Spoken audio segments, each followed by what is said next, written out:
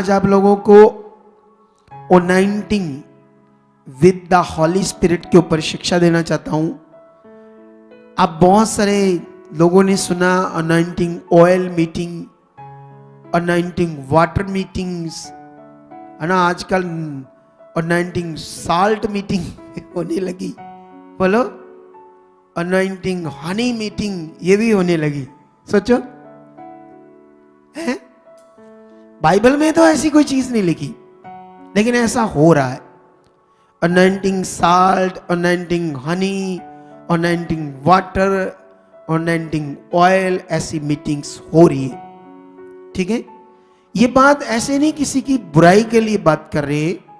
हमारा काम है सत्य का प्रचार करना। जो परमेश्वर ने अपना सच्चा वचन दिया, जो सच्चा ज्ञान दिया, वो हमारा काम है प्रचार करना। उसी से जानते हो कलीसियाओं का भला होना है, उसी से आपका भला होना है, उसी से हमारी जिंदगी आगे जानी है। क्योंकि परमेश्वर का वचन कभी बदलेगा नहीं।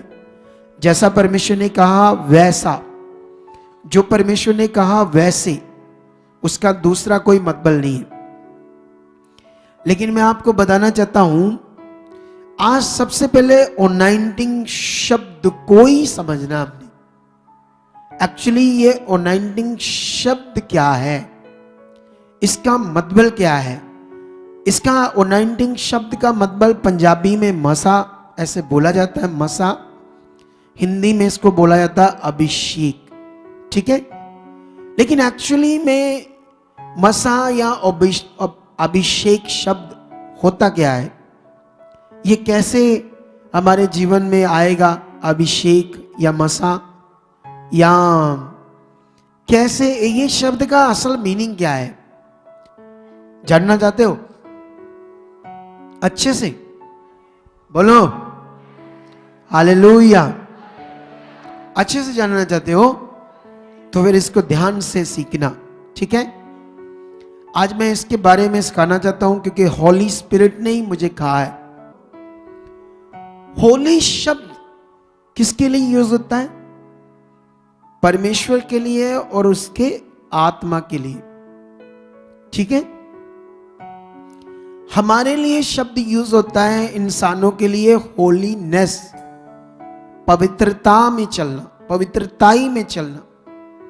लेकिन जो होली है वो सिर्फ परमेश्वर है और पवित्र आत्मा है। कोई दुनिया में होली नहीं है, कोई चीज होली नहीं है। इंसान तक होली नहीं है, चाहे वो यीशु मसीह में आ गया तब भी होली नहीं है। होली समझते हैं या नहीं?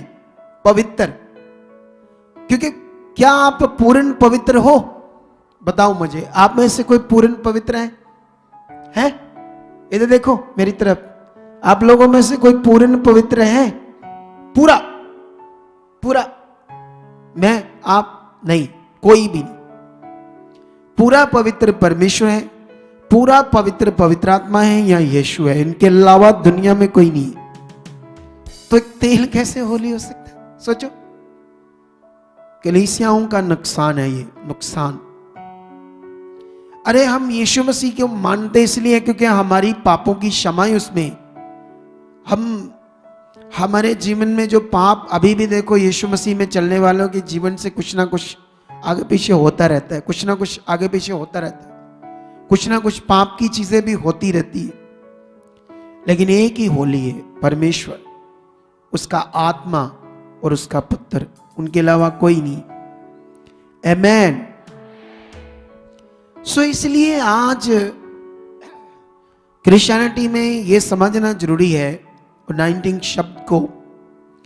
और ये शब्द मैं पूरी क्रिश्चियनिटी से प्यार करता हूं। क्रिश्चियनिटी को चाहता हूं बहुत ऊपर लेवल में आए क्रिश्चियनिटी। खुदा के दास बड़े अच्छे से खुदा का काम करे। मुझे किसी से कोई भी विरोध या शिकायत नहीं है, पर जो बाइबल में लिखा है वो मैंने प्रचार करना है। जो सही लिखा गया है वो मुझे प्रचार करना है। ये मुझे खुदा ने कहा है। उसने अपने भेदों को मेरे ऊपर क्या किया है? प्रकट किया है। चलो इसके लिए सबसे पहले भेद की बात समझते हैं। 19 की बात तो बाद में समझेंगे। इसमें एक वचन है 16 का शायद 14 होगा ना, मत्ती देखना, जहां पतरस को कहा था परमेश्वर के मनुष्य के पुत्र को लोग क्या कहते हैं। मत्ती में भी 16 का कितना था? हाँ, मिल गया बच्चों?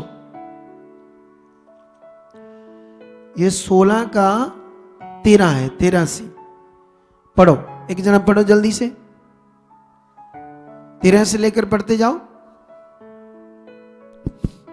हाँ। यीशु कैसरिया फिलिप्पी के प्रदेश में आया और अपने चेलों से पूछने लगा, लोग मनुष्य के पुत्र को क्या कहते हैं? उन्होंने कहा, कुछ तो यूहन्ना बपतिस्मा देने वाला कहते हैं, और कुछ एलिया, और कुछ यिर्मयाह या भविष्यवक्ताओं में से कोई एक कहते हैं। आगे 16। उसने उनसे कहा, परंतु तुम मुझे क्या कहते हो? शमौन पतरस ने उत्तर दिया, तू जीवते परमेश्वर का पुत्र मसीह है। यीशु ने उसको उत्तर दिया, हे शमौन, योना के पुत्र, तू धन्य है, क्योंकि मांस और लहू ने नहीं, परंतु मेरे पिता ने जो स्वर्ग में है ये बात तुझ पर प्रकट की है। आगे, और मैं भी तुझसे कहता हूं कि तू पतरस है, और मैं इस पत्थर पर अपनी कलीसिया बनाऊंगा, और अधोलोक के फाटक उस पर प्रबल ना होंगे। मैं तुझे स्वर्ग के राज्य की कुंजियां दूंगा, और जो कुछ तू पृथ्वी पर बांधेगा वह स्वर्ग में बंधेगा, और जो कुछ तू पृथ्वी पर खोलेगा वह स्वर्ग में खुलेगा। बस बहुत है। सुनो, देखो, कुंजिया का मतलब था भेद की बातें। कौन सी बातें? ऐसी भेद की बातें मैं तेरे ऊपर प्रकट करूंगा पतरस, कि जो कुछ तू पृथ्वी पर बांधेगा वो स्वर्ग में बंध जाएगा, जो कुछ तू पृथ्वी पर खोलेगा वो स्वर्ग में खुल जाएगा। लेकिन मैं एक दिन एक एरिया में प्रचार कर रहा था, वो हमारी कलीसिया नहीं थी, मुझे मौका लग गया था वहां जाने का। तो मैंने उनसे पूछा, तुम लोग तो इस वचन को ये समझते हो कि वो यीशु का लहू पानी को बना लिया लहू और छिड़क दिया ऐसे घर में, और कहा हम बाड़ा बांधते हैं। यीशु के लहू से क्या बांधते हैं? अपने घर के आरे पासे इर्द गिर्द क्या बांध देते हैं? बाड़ा। तो मैंने कहा, शैतान तो उस बाड़े से भी निकलकर तुम्हें दब्बे डाल रहा है रात को। और कितनी बहनें कह रही हो, हाँ ये तो होता है। सोचो तो क्या बांधा, क्या बांधा फिर उन लोगों ने? तो बंधा तो था ही नहीं कुछ, फिर दब्बे पड़ रहे, फिर शैतान काम कर रहे। इसका मतलब समझ नहीं आ रही इस वचन की क्या मतलब है इसका। आमेन। अरे उस पानी को लेकर प्रार्थना करके कहते हैं यीशु का लहू है, अब उसको छिड़क रहे हैं घर में और कह रहे हैं क्या बांधा जाए? बाड़ा। बाड़ा बांध दिया प्रभु के लहू से, अब कोई शैतान नहीं आएगा। लेकिन शैतान फिर आ रहा है और दब्बे पा रहा है और फिर वो अपना काम कर रहा है। इसका मतलब ये मतलब नहीं था बांधने का। बांधने का मतलब कुछ बड़ा था जो उन्हें समझ नहीं आया। एक्चुअली यहां पर विषय क्या है? मैंने बहुत सारे लोगों को प्रार्थना करते देखा जो शैतान को अपनी प्रार्थना में आग लगाते हैं और बांधकर उसको आग की झील में फेंकते हैं। एक बार मैं हमारे चर्च में प्रार्थना थी और प्रार्थना में मैं से बैठा प्रार्थना कर रहा और मेरे पास एक लेडीज ऐसे कर रही, शैतान तेनू बांध देनी है, तेनू शैतान आग विच सुट देनी है, ऐसे बोल रही थी। मैंने ना अपनी प्रार्थना स्टॉप करके उसको कहा, इधर आ बहन। मैंने उससे कहा, कब से तू शैतान को बांध कर आग में फेंकती है? वो उसको मेरी बात समझ नहीं, बड़ी खुश होगी। कहती मैं 4-5 साल से लगा रही है इसको आग, अब मैं तो बट कर देनी है शैतान दे। आप समझे ध्यान से, मैं उसको बांध कर आग में फेंक देती हूं। तो मैंने उससे पूछा, भी तुम कैसे बांधती हो? इतना कच्चा क्यों बांधती हो कि तुम बांधती हो तो वो बाहर आ जाता है, अगले दिन तुम्हें फिर बांध कर फेंकना पड़ता है, ये कब तक चलता रहेगा? कहती, अरे मैंने तो कभी सोचा ही नहीं ऐसे। क्योंकि लोग क्या करते हैं, किसी भी बात को बस रीति रिवाज से करते हैं, समझ कर नहीं करते। क्या नहीं करते? समझ कर नहीं करते ना। देखो ये उन्होंने बस ऐसे एक रीति है कि हाँ इसको ऐसे में बोलना, मैं शैतान तुम्हें बांधती हूं, आग में फेंकती हूं, चल जल, अगले दिन रोज रोज रोज। इसका मतलब अगर उसको बांधकर आग में फेंक दिया एक बार, तो बार बार करने की जरूरत है? ऐसा है? अगर तुम्हारा बांधा हुआ, जब बाइबल कहती कि तुम जो पृथ्वी पर बांधोगे स्वर्ग में बांधा जाएगा, फिर खुलेगा नहीं जब तक तुम नहीं खोलोगे। तो तुमने कैसे बांधा उसको और कैसे फेंका शैतान को, कि रोज रोज करना पड़ता है, रोज रोज उसको आग लगानी पड़ती है। आमेन। एक्चुअली ये बात अच्छे से समझनी है। ये जो यीशु मसीह बात कर रहे थे, वो बात कर रहे थे भेदों की। कुंजियां मतलब स्वर्ग के भेद की बातें मैं तुम पर प्रकट करूंगा। जो कुछ तुम पृथ्वी पर बांधोगे, मतलब जो तुम उस भेद की बातों को लेकर खुश करोगे, वो स्वर्ग पर पृथ्वी के लिए पूरा होता रहेगा। स्वर्ग पर ऐसी बात थी वो।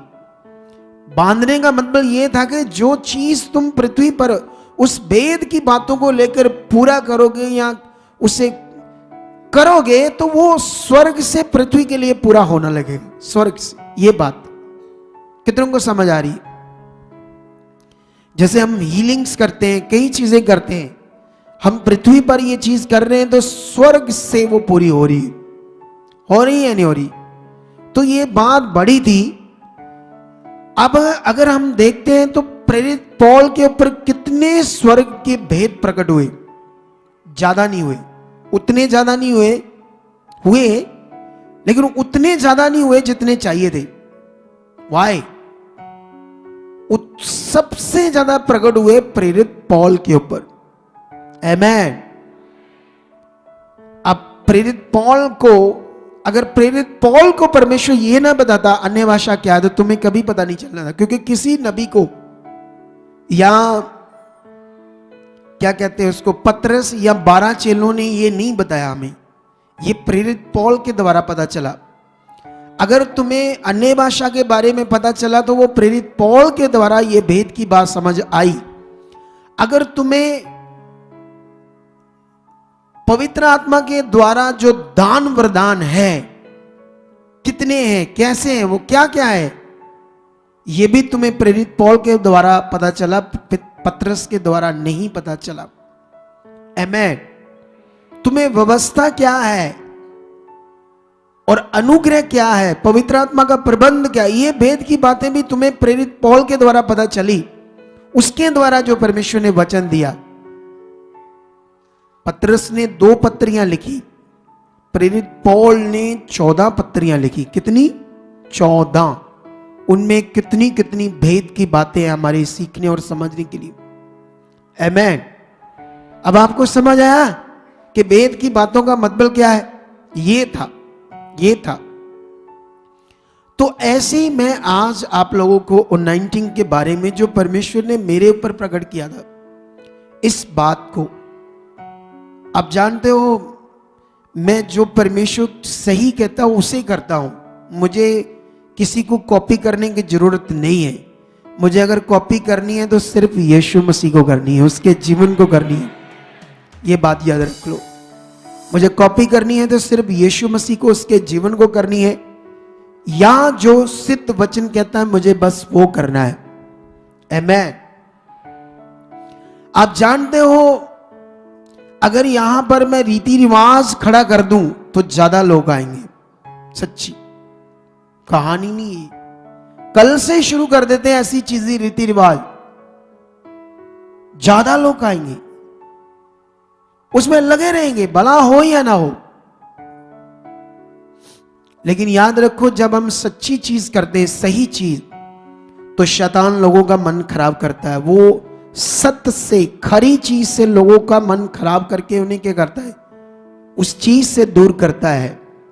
जब प्रेरित पौल ने उस समय बहुत खरी चीजें सिखाना शुरू किया, पावरफुल चीजें, तो शैतान उन कलीसियों के बीच में दूसरे लोगों को लाकर गड़बड़ कर रहा था, ताकि वो लोग अच्छी चीज, सिद्ध चीज जो परमेश्वर के सिद्ध संबंध बनता है जिससे, वो ना करें। आमेन। लेकिन आज तुम्हें ये पकड़ना है अच्छे से आप लोगों को, ताकि तुम भी सिद्ध चीज करो। आमेन। सो सबसे पहले हम एक वचन पढ़ेंगे, निर्गमन 40 का 15। आज मैं ओनाइंटिंग के बारे में आप लोगों को सिखाऊंगा। ये मैंने 20 में सिखाया था, लेकिन उससे भी ज्यादा अब प्रभावशाली सिखाऊंगा। 2020 में जब लॉकडाउन था, तब परमेश्वर ने ये बात मेरे ऊपर प्रकट की थी। उसके बाद कई कारणों के कारण हमने इसका प्रचार नहीं किया, लेकिन आज दोबारा इसको हम सिखाएंगे आप लोगों को, आपकी उन्नति के लिए, आपकी बरकत के लिए। आमेन। बोलो क्या वचन है हिंदी में? और जैसे तू उनके पिता का अभिषेक करे, वैसे ही उनका भी अभिषेक करना, कि वे मेरे लिए याचक का काम करें, और उनका अभिषेक उनकी पीढ़ी पीढ़ी के लिए उनके सदा के याचक पद का चिन्ह ठहरे। दोबारा पढ़ो फिर से।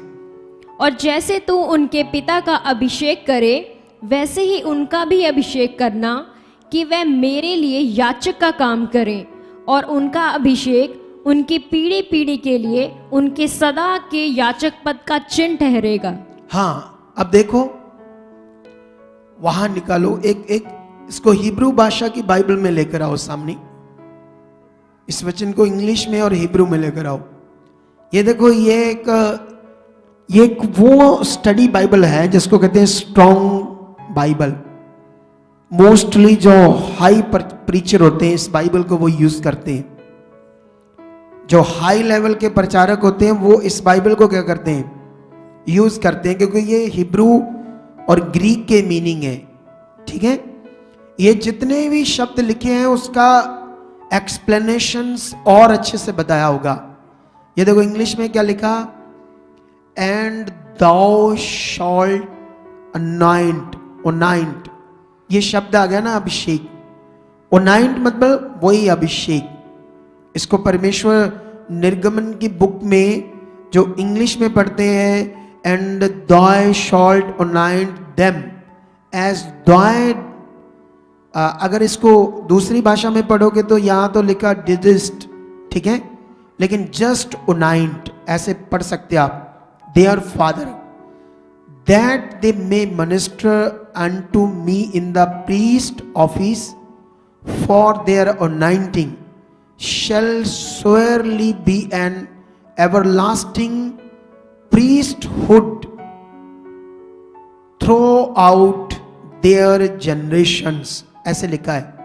ठीक है, अभी इसको सामने रखना, आगे पीछे मत करना। देखो इसके जो शब्द हैं इंग्लिश के,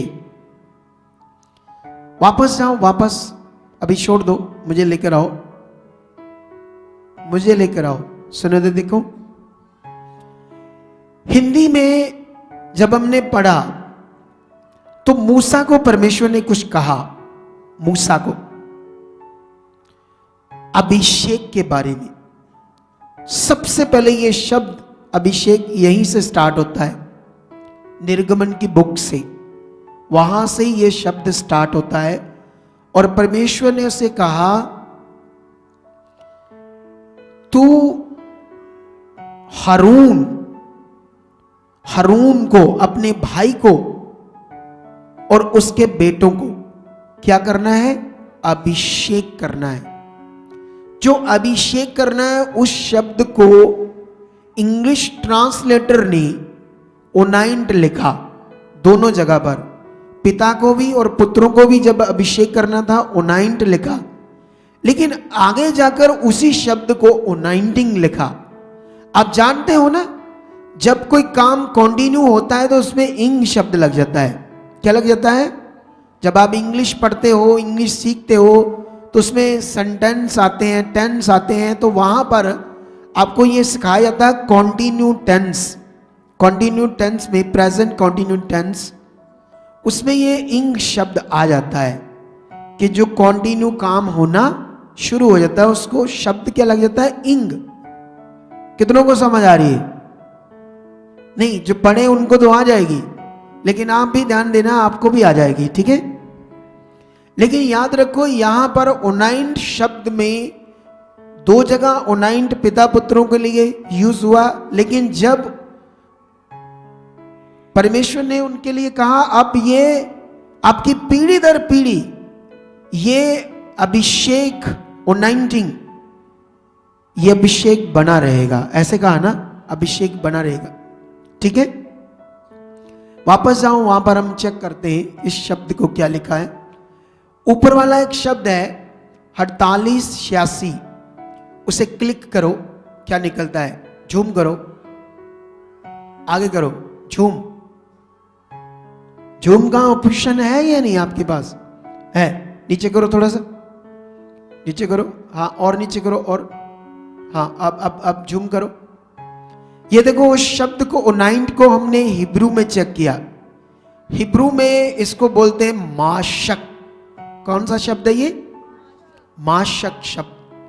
अगर हम इसको इंग्लिश ट्रांसलेटर ने जो माशक शब्द पुराने नियम में बताया तो बिल्कुल राइट एक्यूरेट उसने इसकी ट्रांसलेशन की थी, सही मायने से जो एक्यूरेट ट्रांसलेशन होनी चाहिए थी वो यही थी, a prime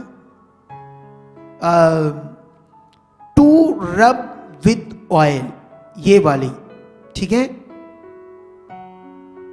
primitive, A primitive root, तो यहां पर टू रब विद ऑयल, तो ये जो है शब्द कि तेल को लेकर रब करना, रगड़ना, क्या करना, ये सही ट्रांसलेशन है पुराने नियम में। और वो शब्द क्या था? माशिक।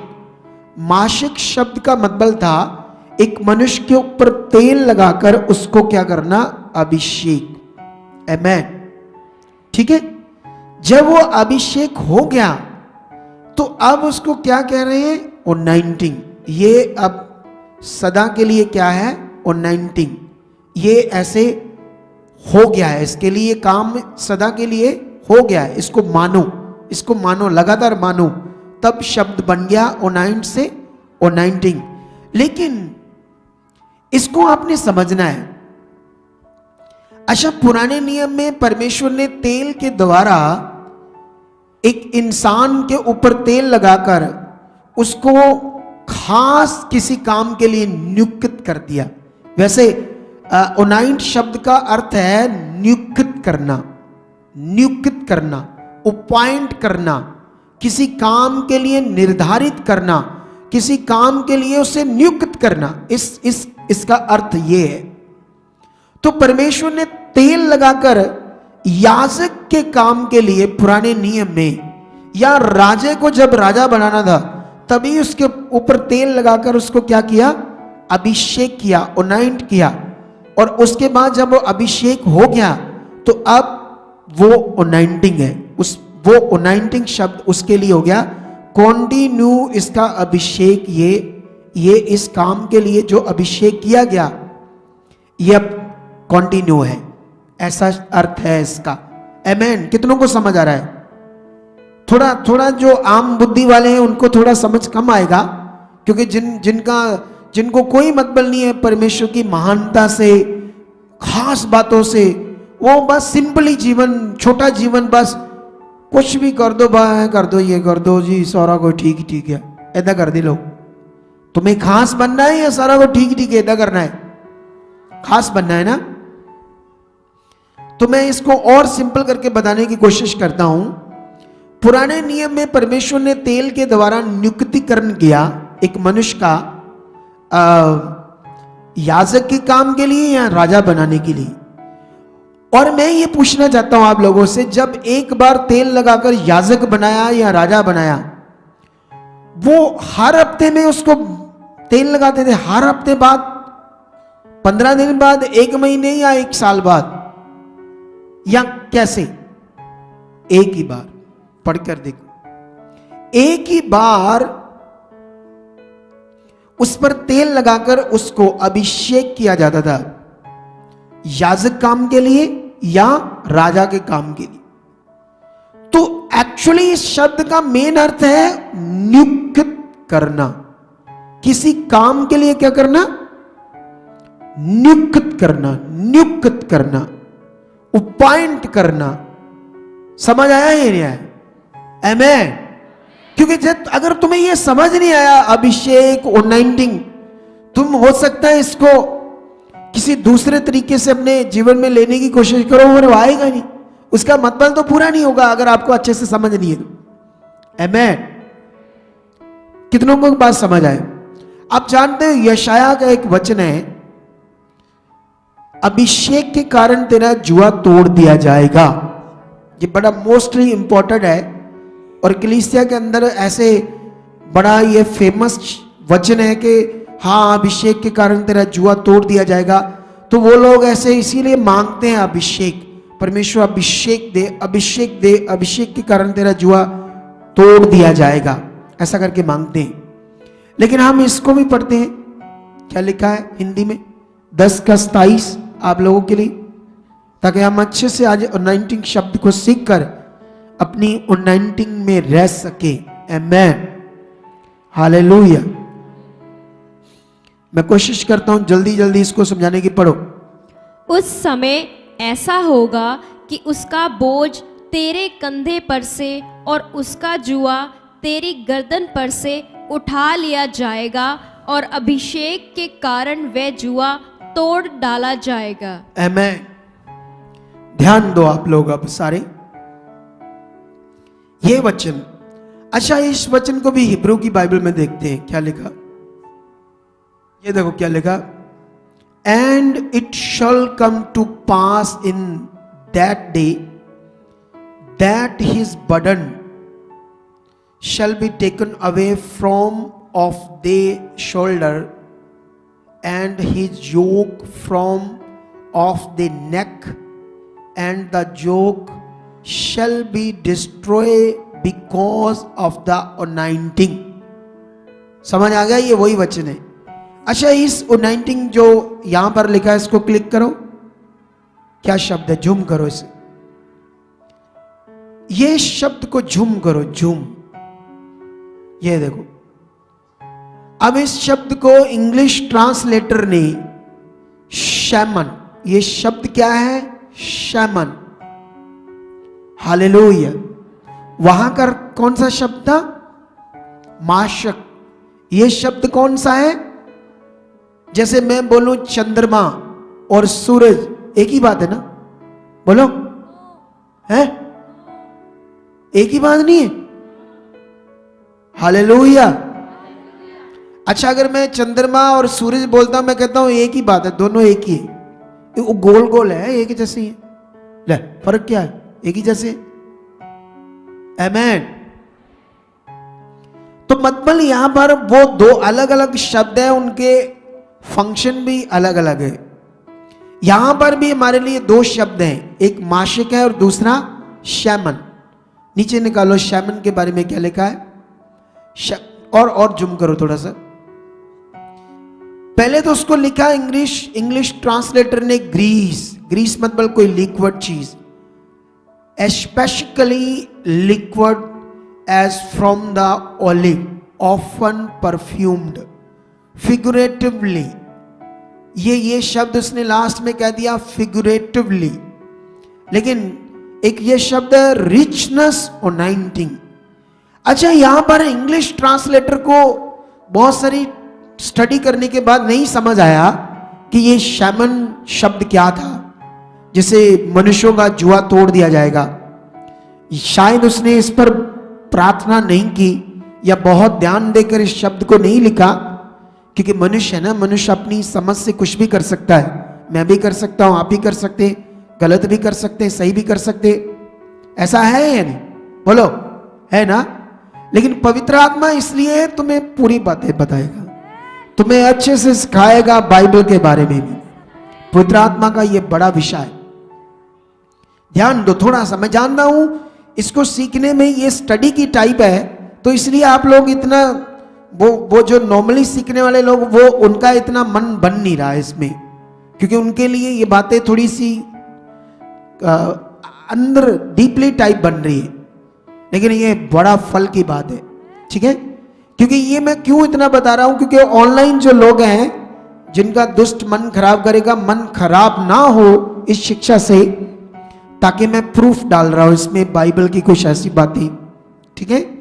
तो ये शैमन शब्द एक्चुअली जब आप पूरा यशाया 1 अध्याय से लेकर 10 तक पढ़ोगे ना, वहां रचना, तो आपको अपने आप समझ आएगा ये शैमन शब्द क्या है। उस यशाया में वो लोग जो थे उस समय परमेश्वर से दूर हो रहे थे और बंदवाई में जा रहे थे, दूसरी जातियां उनका बुरा हाल कर रही थी, वो गुलामी में थे, मतलब पीड़ा में थे, दुख में थे, कंधे पर उनके बोझ था, भारी बोझ के नीचे दबे हुए थे। लेकिन परमेश्वर 7 अध्याय में 9 अध्याय में यीशु मसीह की भविष्यवाणी कर रहा है, यीशु मसीह के आने का प्रमाण, यीशु मसीह के आने का एक बड़ा अनुग्रह के विषय में बता रहा है। जब आप लगातार कंटिन्यू पढ़ोगे तो लास्ट में जब यीशु मसीह की वहां बात होती है, भविष्यवाणी कि वो कवारी से पैदा होगा, है ना, ऐसी सारी बातें वहां हो रही है रचना में। तो आगे जाते जाते पढ़ते पढ़ते परमेश्वर 10 में ये बात करता है कि उस यीशु के द्वारा जो मैं अपना बड़ा कार्य करूंगा, अनुग्रह करूंगा तुम्हारे ऊपर, उससे तुम्हारे कंधों का बोझ छुआ तोड़ दिया जाएगा। हालेलुया।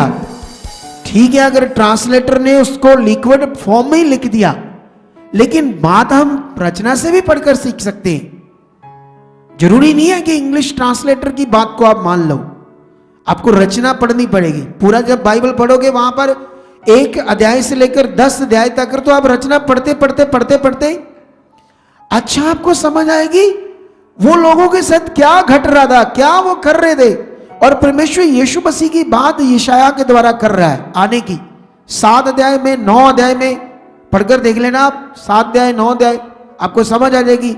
फिर उसके बाद यीशु मसीह के आने से पृथ्वी के ऊपर यीशु की कुर्बानी से तुम्हारे ऊपर जो शैतान का बोझ बंधन है वो तोड़ दिया जाएगा, वो जुआ शैतान का तोड़ दिया जाएगा। और ये परमेश्वर का अनुग्रह, इस शब्द को आप बोल सकते हो शैमन को परमेश्वर की ग्रेस, अनुग्रह, माशक शब्द नहीं है ये शैमन है। वो सही था, वो तो तेल से ही तेल लगाना, रब करना, वो सही ट्रांसलेशन थी, लेकिन ये मैच नहीं करती। समझ आया? तो ये काम परमेश्वर ने किया है 2000 साल पहले पूरी दुनिया के लिए। आपके कंधों के ऊपर जो शैतान का पाप का बंधन थे, जुआ था, यीशु मसीह ने आकर उसे तोड़ दिया है। आपके लिए अबंडेंट लाइफ, चोखा जीवन रिलीज कर दिया, बढ़िया वाला। तो अब यहां पर यह शब्द जो अनॉइंटिंग है, ट्रांसलेटर ने इसको अनॉइंटिंग लिख दिया, एक्चुअली ये ग्रेस शब्द है, ग्रेस, अनुग्रह परमेश्वर का। इस शब्द को याद रख लेना, ठीक है। अब हम पुराने नियम में तो तेल से ही होता था अभिषेक, लेकिन तेल कुछ नहीं करता था, उसमें जो वचन था वो मेन था। बोलो वचन क्या था? इधर देखो, यहूदी लोग थे, वो थे शारीरिक लोग, उनके पास पवित्र आत्मा नहीं था। वो सारे काम देखकर विश्वास करते थे, उन्हें अनदेखा विश्वास करना, क्योंकि आत्मिक चीजें अनदेखी है, आत्मिक पॉइंट जितने हैं वो अनदेखे हैं। क्या है वो सारे? तो यहूदी लोगों को अनदेखी चीजों पर विश्वास नहीं होता था, वो देखकर विश्वास करते थे, क्योंकि वो फिजिकल थे, वो शारीरिक थे। इसीलिए परमेश्वर आग के खंभे में उन्हें दर्शन देता था, काले बादलों में ऐसे आकर आवाजें आती थी, गूंज आती थी, जिससे वो डरे, उन्हें समझ आए परमेश्वर है। आमेन। उन्हें क्या है? उन्हें समझ आए परमेश्वर है ना। इसीलिए जो मूसा के द्वारा व्यवस्था दी गई वो भी ऐसी चीज थी, वो भी बड़ी कठिन चीज थी, रीति थी, मटीरियल लिस्ट, कई चीजें थी, वेदी बनाना, बलियां देना, बड़ा कुछ था उसमें। जो यीशु मसीह ने व्यवस्था को आकर क्या कर दिया? पूरा कर दिया और हमें लिखा व्यवस्था के शाप से छुड़ा लिया और हम पर क्या हो गया, अनुग्रह हो गया। तो अभी तो समझ आ गया ना। देखो, तेल लगाओ, लगा दिया। तेल लगाना एक रीति, वचन क्या था, आज से ये याजक है, ये मेन था, आज से ये याजक है, आज से ये नियुक्त है, ये वचन है। तेल लगाना रीति है, लेकिन वचन क्या था, आज से ये याजक है। ठीक है, समझ आया? आज से ये राजा है। अब जिसको परमेश्वर ने ठहरा दिया, अब उसको परमेश्वर की इच्छा में चलना है, उस काम के लिए जिसके लिए उसको नियुक्त किया वो करना है, दिल लगाकर, मन लगाकर। सुनो, शाऊल को परमेश्वर ने तेल लगाकर राजा बना दिया। क्या वो राजा बनने के बाद अच्छे से चला? नहीं, उसका मन था, उसकी अच्छा तेल तूल ने कुछ नहीं किया उसके ऊपर, वो जस्ट एक रीति था। वो उसको ध्यान देना पड़ेगा, मन से परमेश्वर के वचन पर मन से चलना पड़ेगा, तब वो अभिषेक का काम, जो उसको अभिषेक नियुक्त किया गया है जिस काम के लिए, वो काम उसका प्रशंसीय होगा, दुनिया में आदरणीय होगा जब वो दिल से करेगा। उसने दिल से नहीं किया, वो रद्द गया, उसका वो कट गया काम, उसको उस काम से हटाया गया और दूसरे को लाया गया। ये मतलब समझ आ रहा है या नहीं आ रहा? आमेन, हालेलुया। अब ध्यान दो उस पर, वो दुष्ट नहीं जाता। आप सुनो, अब एक बार होता था तेल के द्वारा नियुक्तिकरण कहते हैं इसको, उन्नाइटिंग शब्द को एक्चुअल में नियुक्त करना, ये इसका अर्थ है जो बाइबल सीधा सीधा बता रही है। ठीक है, लेकिन उसके बाद जब हम नए नियम में आते हैं तो नए नियम में भी ये अभिषेक शब्द यूज होता है। ठीक है, तो हम इसको नए नियम में परमेश्वर किस चीज से अभिषेक करता था? पवित्र आत्मा के द्वारा। हालेलुया। इसका एक वचन पढ़ते हैं हम, लूका 4 अध्याय उसका 18 आयत पढ़ो जल्दी से। बस हम 10-15 मिनट के अंदर इस टॉपिक को पूरा करेंगे। फिर संडे आप लोग जल्दी आना, संडे वाले दिन इसको बहुत अच्छे से प्रचार करेंगे, क्योंकि आज हमारे पास टाइम इतना नहीं है, लेट हो चुके हम लोग। ठीक है, हाँ पढ़ो। प्रभु का आत्मा मुझ पर है, हाँ, इसीलिए कि उसने कंगालों को सुसमाचार सुनाने के लिए मेरा अभिषेक किया है। हाँ, और मुझे इसीलिए भेजा है कि बंदियों को छुटकारे का और अंधों को दृष्टि पाने का। ये देख लो, यीशु मसीह ने वो बातें भी कर दी जो यशाया भविष्यवक्ता यीशु मसीह की भविष्यवाणी कर रहा था। क्या कर रहा था, है ना? अगर मैं थोड़ा सा आपको समझाना चाहता हूं, चलो ये आपको यशाया के बुक में जाएंगे ताकि आपको ये क्लैरिटी मिले, ऐसा है या नहीं। यशाया की बुक में उसका 7 अध्याय, ये देखो 7 में क्या लिखा। ठीक है, 7 की 14 में ऐसे लिखा, इस कारण प्रभु आप ही तुमको एक चिन्ह देगा, सुनो एक कुंवारी गर्भवती होगी और पुत्र जनेगी, उसका नाम इम्मानुएल रखेगी। आमेन।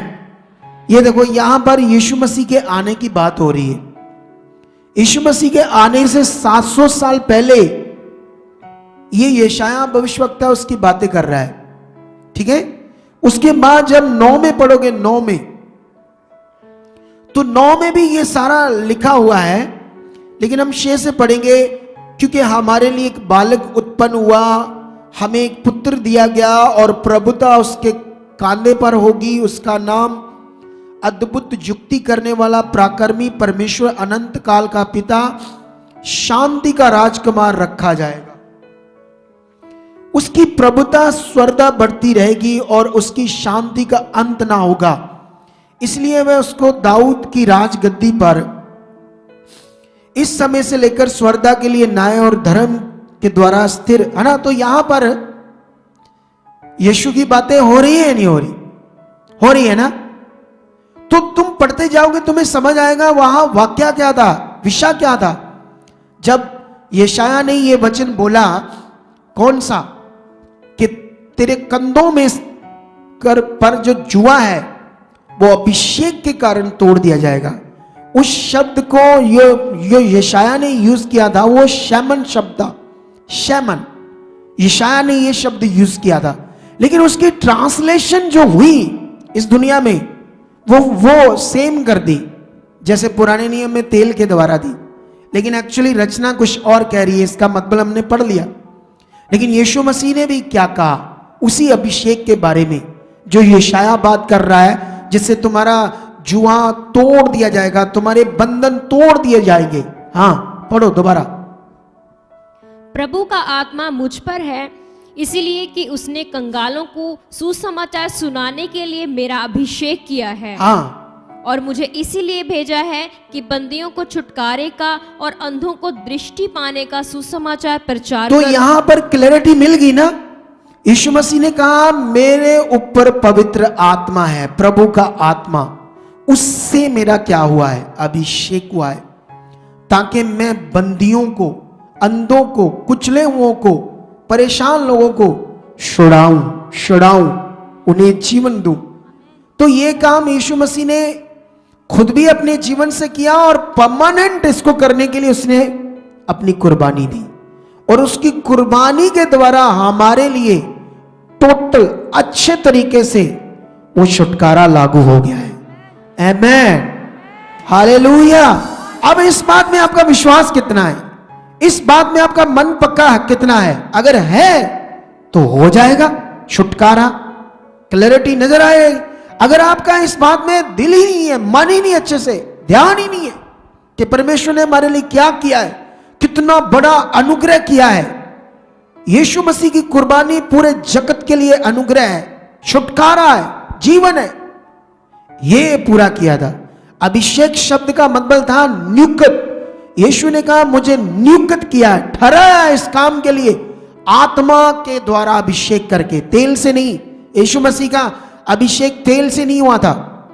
इसका एक और वचन पढ़ो, प्रेरितों की बुक 10:38। हालेलुया।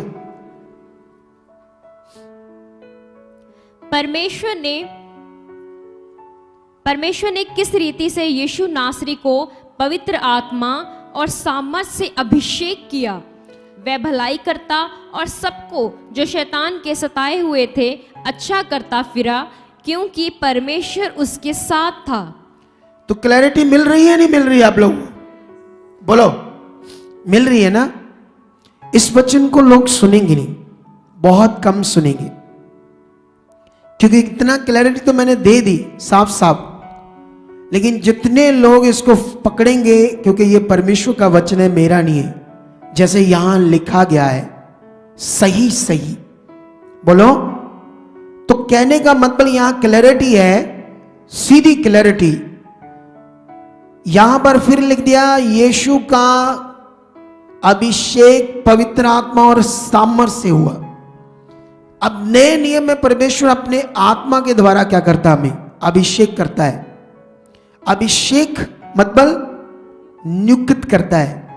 अब जब आप आत्मा पा लिया आपने, तो आपका भी क्या हो गया? अभिषेक। अगर आपने आत्मा पा लिया, आपका अभिषेक हो गया, तो अब आप क्या होगे? नियुक्त होगे परमेश्वर की संतान, परमेश्वर के बेटे बेटियां बन गए। लेकिन अब आपको अकेला अभिषेक हो गया मतलब पूरा नहीं होगा। मतलब अब चलना पड़ेगा, मतलब अब ध्यान देना पड़ेगा, मतलब अब आत्मा के द्वारा आत्मिक जीवन जीना पड़ेगा।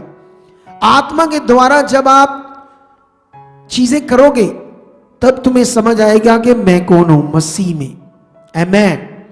ये पावरफुल चीज परमेश्वर का आत्मा जो आपके लिए गूढ़ बातें परमेश्वर की जानता है। परमेश्वर का आत्मा, सामर्थ का आत्मा, ऐसे लिखा है, धीरज का आत्मा, उसमें सारे दान वरदान हर चीज है पवित्र आत्मा के द्वारा आपके लिए, बुद्धि समझ। तो अब ये शब्द अनॉइंटिंग, आपको समझ आ गई कि ये जो अभिषेक शब्द है अनॉइंटिंग, ये इंसान के लिए, किसके लिए? ये इंसान के लिए, ये जानवरों के लिए भी नहीं है। लिविंग लाइफ सिर्फ जूंदी चीज, और जूंदी चीज में से भी किसके लिए? इंसान के लिए, जानवरों के लिए भी नहीं। परमेश्वर का आत्मा जानवरों के लिए भी नहीं है। तो इस आत्मा को आप किसी वस्तु में नहीं डाल सकते, क्योंकि ये जो मन फिराएगा, जो विश्वास करेगा मनुष्य के लिए, मतलब अब आत्मा आ गया आपके पास, तो मतलब आप उनाइंट हो, मतलब अगर दूसरी भाषा से कहें तो आपकी उनाइंटिंग है, ये उनाइंटिंग आपकी, आप अभिषिक्त हो, आप अभिषेक हो चुका आत्मा के द्वारा।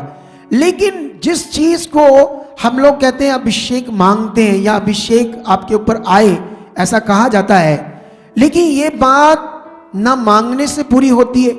मांगने से अभिषेक नहीं आएगा, या मैं प्रार्थना करूं तुम्हारे ऊपर अभिषेक आ जाए, इससे भी नहीं आएगा। एक्चुअली अभिषेक शब्द एक बार की चीज है, नियुक्त होना। आप पूरा नया नियम पढ़ लो, आपको कहीं भी ऐसी चीज नहीं मिलेगी जिससे यीशु मसीह ने कहा तुम्हारे ऊपर अभिषेक आ रहा है, या चेलों ने ऐसी कोई चीज की है। सामर्थ की बात जरूर की है, वो भी बहुत ज्यादा। अभिषेक की बात 2 3 4 बार हुई है, लेकिन सैकड़ों से भी ज्यादा, मैं आपको रिकॉर्ड बता दूंगा सामर्थ शब्द की बात, ठीक है। लेकिन अभी आप लोगों को यह ध्यान देना है, आप लोगों को ये जबरदस्त, एक्चुअली जिस चीज को परमेश्वर बात कर रहे हैं वो है आत्मिक उन्नति, स्पिरिचुअल ग्रोथ। कैसे होगी? आत्मा के द्वारा। एक्चुअली जो आप प्रार्थना करते हो ना, प्रार्थना या वचनों पर मन लगाते हो, परमेश्वर पर मन लगाते हो, वर्शिप करते हो, परमेश्वर की बात को मानते हो, उससे तुम्हारी आत्मिक उन्नति होती है, तुम्हारे अंदर आत्मिक उन्नति बढ़ती है, जिसको हम लोग अनॉइंटिंग बोलते हैं। एक्चुअली अनॉइंटिंग बोलते हैं लोग, लेकिन बोल लो, कोई पाप तो नहीं है।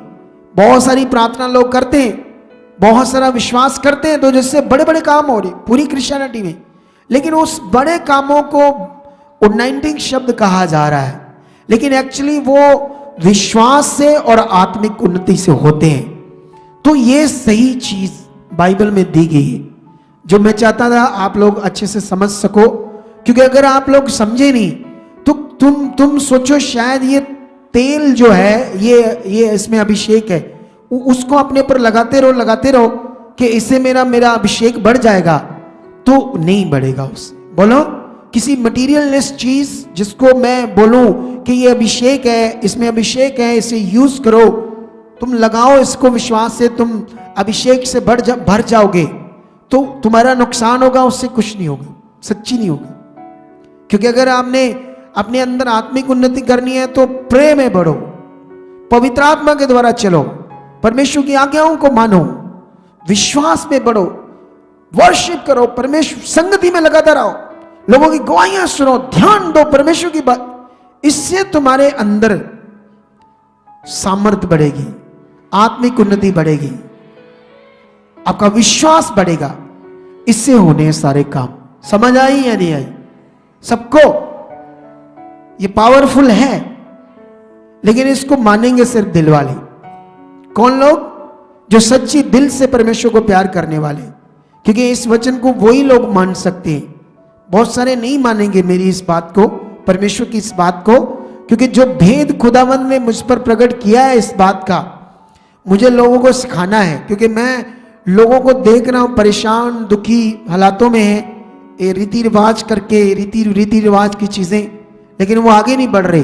तुम लोग क्यों वचन आप अच्छे से समझ नहीं पा रहे? क्योंकि आत्मा काम नहीं कर रहा, आप आत्मा से भरे हुए नहीं हो। आपको आत्मा से भरने की जरूरत है। आत्मा का भरने का मतलब क्या है? आत्मिक उन्नति। जितनी आत्मिक उन्नति होगी उतना आत्मा से भरे होंगे आप। आत्मिक उन्नति कैसे होगी? प्रार्थना के द्वारा, लोगों की गवाहियों के द्वारा, वचन सुनना, ध्यान से उसको अपने मन में लेना, इससे आपकी आत्मिक उन्नति। और सबसे ज्यादा आत्मिक उन्नति होती है अन्य भाषा से। आमेन। किससे होती है? बाइबल में लिखा, जब तुम आत्मा में होकर बोलते हो तो तुम भेद की बातें बोलते हो जिसे मनुष्य, दूसरे मनुष्य नहीं जानते, क्योंकि ये तो तुम आत्मा में परमेश्वर के साथ बोल रहे हो। तो वो आपकी आत्मिक उन्नति है। अन्य भाषा, जितनी ज्यादा अन्य भाषा करोगे बैठकर, अपनी प्रार्थना भी करना और अन्य भाषा भी करना, इससे तुम्हारी होगी आत्मिक उन्नति। आमेन।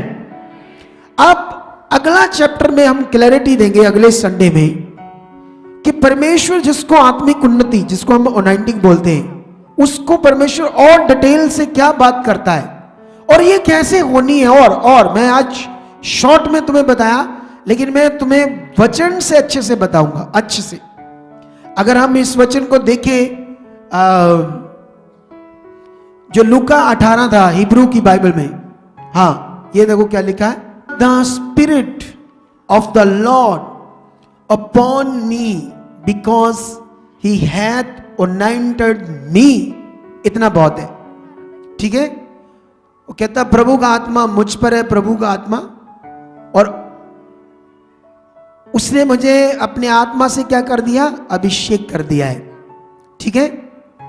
तो यहां पर ये जो शब्द है अनॉइंटेड, अनॉइंटेड शब्द को 5548 को क्लिक करो, क्या निकलता है, जूम करो, जूम करो इस शब्द को। हाँ, तो ये शब्द है खरियो, खरियो, खरियो शब्द है यूनानी भाषा का। लेकिन नीचे देखो वो क्या लिख दिया,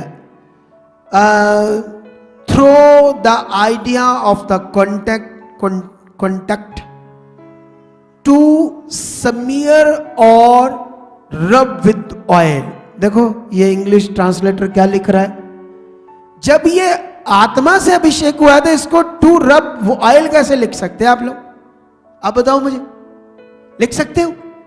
है यहां बात तो पवित्र आत्मा के अभिषेक की है, लेकिन इंग्लिश ट्रांसलेटर ने क्या कर दिया, लिखा टू स्मीयर और rub with oil, that is by implications.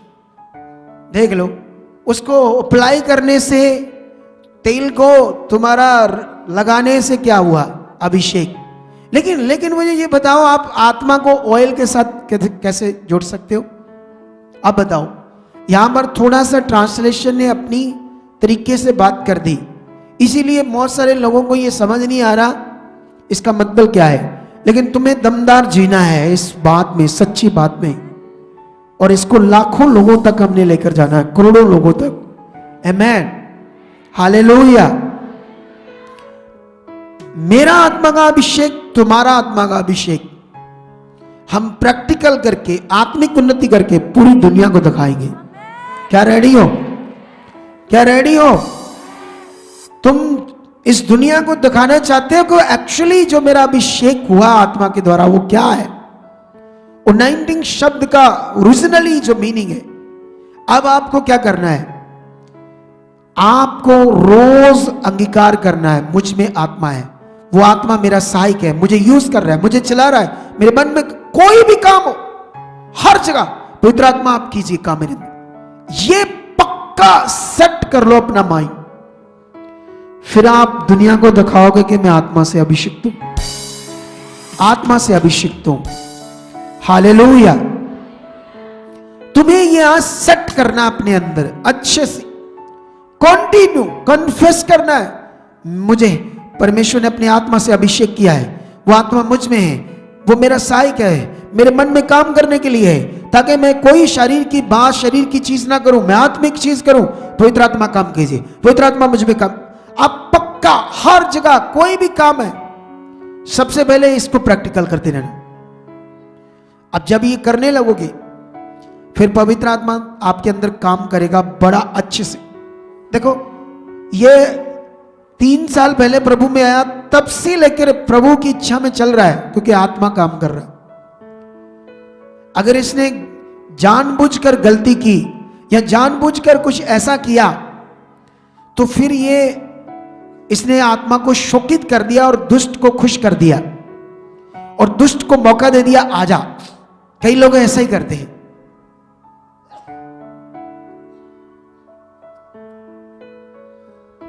आमेन।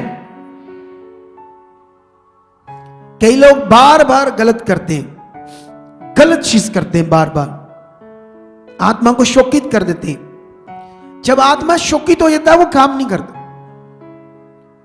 काम नहीं करता तो फिर तुम बिल्कुल ठंडे होने शुरू हो जाते हो, गलत चीजों में जाना शुरू हो जाते, प्रे नहीं करते, संगति में अच्छे से नहीं आते, कभी आए कभी ना आए, क्योंकि अब आत्मा काम नहीं कर रहा।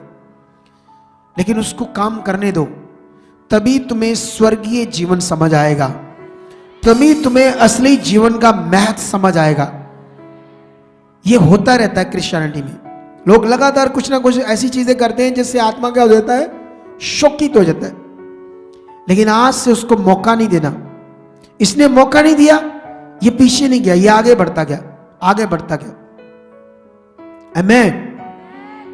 इसने मौका नहीं दिया, और मौका कभी देना ना, कभी ना देना, कभी कोई लालच मत करना, कभी किसी चीज का लालच मत करना, क्योंकि लालच किया तो दुष्ट काम करेगा। कितने लोग अपना मौका गवा लेते इतना जबरदस्त परमेश्वर के राज्य में। इसे कभी मत गवाना, स्ट्रांगली पकड़ कर रखना आप लोगों ने। आज से अगले संडे आपको बड़ा महत्व इस शिक्षा का समझ आएगा, anointing with the Holi spirit. आज मैंने पहले पार्ट में तुम्हें समझा दिया, लेकिन इसका और जबरदस्त मीनिंग संडे बताएंगे आपको। आमेन। कितने लोगों को समझ आ गया? पवित्र आत्मा किस किस के पास है? हाथ नीचे करो। अब हाथ ऊपर करो जिनके पास पवित्र आत्मा है। अब हाथ नीचे करो जिनके पास नहीं है पवित्र आत्मा, जिनके पास नहीं है हाथ ऊपर करो पूरे। जिनके पास नहीं है तो तुम्हें चाहिए, चाहिए तो अब मुझे इसमें 15-20 मिनट लग जाएंगे सिखाने में, संडे की शिक्षा में सिखाएंगे, ठीक है? पक्का। जिनके पास पवित्र आत्मा नहीं है वो ध्यान से यहां आना संडे, क्योंकि बिना पवित्र आत्मा पाया इंसान स्वर्ग नहीं जा सकता। तुम कभी परमेश्वर से कनेक्ट नहीं कर सकते बिना आत्मा से। तुम पवित्र आत्मा के बिना कभी आत्मिक लाइफ नहीं जी सकते, पवित्र आत्मा के बिना, क्योंकि हमारा जो मन है उसकी एक साइड डैमेज हो चुकी है, आत्मिक साइड। आप जानते हैं जैसे लीवर डैमेज हो जाता है, किडनी डैमेज हो जाती है, तो डैमेज होगी मतलब काम खत्म। मनुष्य के मन की जो आत्मिक साइड थी वो डैमेज होगी शुरू में पाप के कारण। उस डैमेज साइड में पवित्र आत्मा का काम है, काम करना। तुम्हारा शरीर कभी सही चीज नहीं करेगा। अगर तुम उत्साहित हो जाओगे और करना स्टार्ट करोगे, अपने शरीर से कुछ कुछ चीजें थोड़े समय में नहीं कर पाओगे। शरीर की साइड जो हमारा मन है वो नहीं कर पाएगा आत्मिक चीज, वो शरीर की चीज बड़ी अच्छे से करेगा। तुम्हें आज तुम यीशु मसीह के आने से पहले जब तुम एक दिया जलाते थे, कितने मन से जलाते थे? क्योंकि वो शरीर की चीज थी, लगे, कोई फायदा नहीं था, फिर भी लगे थे, क्योंकि शरीर की साइड वो अच्छे से करेगा काम। शरीर मन वो करेगा। तुम किसी भी रीति रिवाज को पकड़ो, करोगे। चर्च में भी आ जाओ, यहां भी अगर मैं रीति रिवाज तुम्हें दूंगा तो तुम्हारा शरीर की साइड तो ऑलरेडी चालू है, तुम ज्यादा करोगे, तुम्हारा ध्यान उसमें लगा रहेगा, लेकिन उससे फायदा कोई नहीं होगा। फायदा उसी से होता है जो तुम आत्मिक चीज करते हो, प्रार्थना करते हो, बिलीव करते हो, ये आत्मिक चीज है, वो रीति कुछ नहीं। आमेन। होते काम सिर्फ आत्मिक उन्नति से है, प्रार्थना से, विश्वास से, तो उसको नाम दूसरी चीज का दे दोगे तो फायदा क्या? आमेन। मुझे लगता है अब तक आपको समझ आ गया है। इसका संडे बड़ा पार्ट होगा, लेकिन अभी ये जो पवित्र आत्मा की अनॉइंटिंग है, पवित्र आत्मा की जो सामर्थ है, एक्चुअली सामर्थ जिसको अनॉइंटिंग कह रहा हूं मैं, यह आज तुम पर काम करेगी। हालेलुया। अगर तुमने मन फिराया है, अगर तुम लोगों ने इस बात पर ध्यान दिया है आज, हाँ मुझे जीना है, हाँ मुझे आत्मा से चलना है, तो वो खुदा की सामर्थ आपके अंदर आज काम करेगी।